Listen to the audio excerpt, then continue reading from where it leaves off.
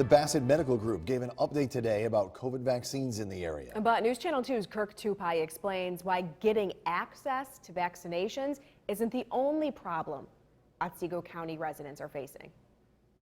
The Bassett Medical Group is struggling to get shots to people who qualify for Phase 1A and 1B vaccinations.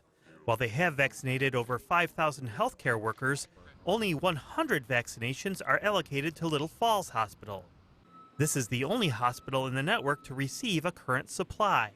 Bassett CEO Dr. Tommy Ibrahim has maintained a steady communication with state officials, but the news isn't getting any better. Earlier this week, the New York State Department of Health issued an advisory to healthcare providers saying the supply of vaccine continues to become scarcer. And as a result, the State Department of Health is operating on a week-to-week basis. The hospitals are also calculating the maximum amount they're able to administer on a week-to-week basis, and that's what they're asking for, but it's not what they're getting. It's frustrating, yes.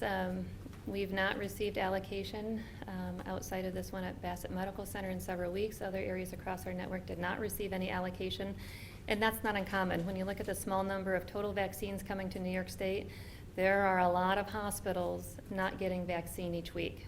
Vaccinations aren't the only issue.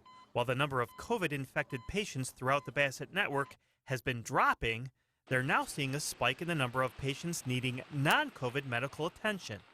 Dr. Ibrahim says many patients who've put off medical care are now at risk. Patients are no longer able to put their care off any longer.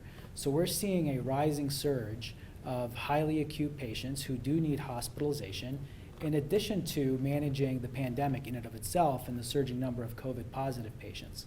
That's led to some of the capacity constraints that we continue to have. Bassett did open up a vaccination clinic scheduled for January 30th. However, all the spots filled up in a matter of minutes. We'll provide a link on our website, WKTV.com, for any future vaccination clinics in the area. In Cooperstown, I'm Kirk Tupai reporting for News Channel 2.